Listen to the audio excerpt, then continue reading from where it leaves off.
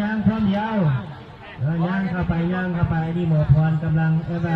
ดำเนินพิธีทางศาสนาเป็นการส่งไทยปีเก้าและก็จะต้อนรับปีใหม่เป็นการส่งสิ่งที่พอดีเบื้องงามสิ่งที่พวกเพิ่งพัฒนาในชีวิตในหน้าที่การงานในชีวิตครอบครัวในชีวิตคู่ในชีวิตโซ่มาตรฐาน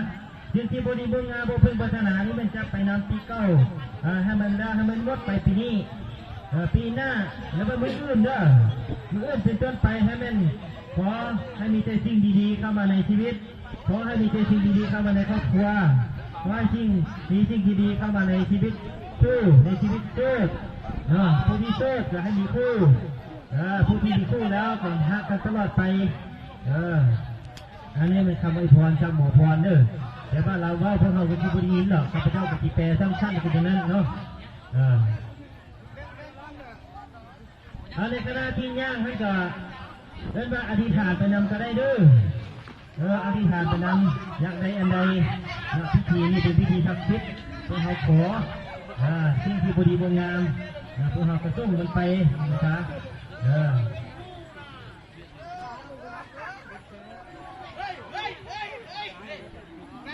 ได้พอ3 รอบเนาะชื่อไว้3 รอบยามใดผู้ที่อยู่ในก็จะไม่4 5 รอบเลยเนาะแต่ผู้อยู่นอกนี่ยังไว้2 รอบ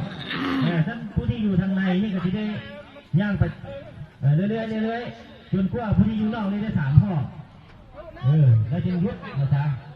ได้หลายรอบก็ยิ่งดีมีผู้ที่เคยได้ทางย้านเนี่ยมาจับมือผิวแขนกันไปก็ดีเนาะในทางพ่อในทางอาจารย์จันวันนี่โอ้ก็ที่ไม่เชื่อทวิตแต่เบิ่งเนาะ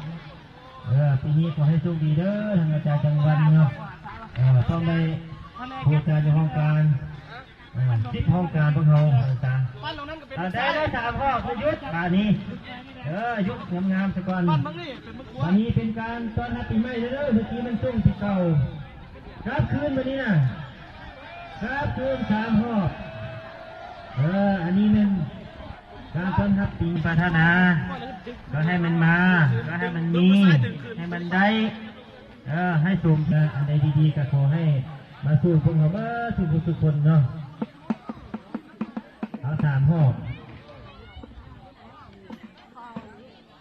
อย่าลืมเรื่องอธิษฐานเพื่อผู้เบ้าอยู่นี่เด้อ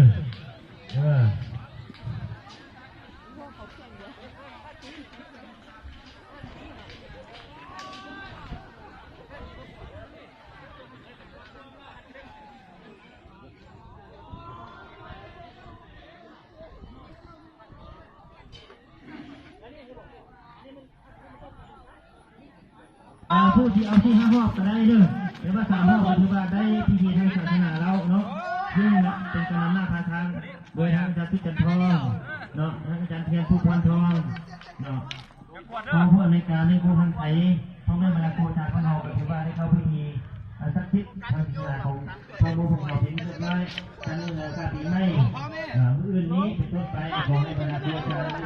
ด้ศึกษาพวกเราทุกคนจงอยู่ดีมีเฮียอยู่ดีมีความสุขมาได้นั่นสิ่งใดก็ได้เยอะเลยนั่นก็ได้มันจะตายเลยวันนี้วันที่วันตายไอ้นี่ตายเลยต่อไปนักศึกษาตา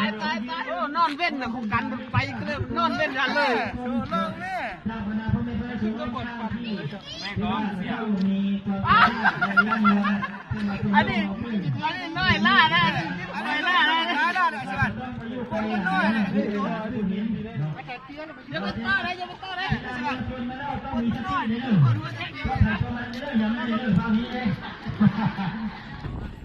นับถือมันยัง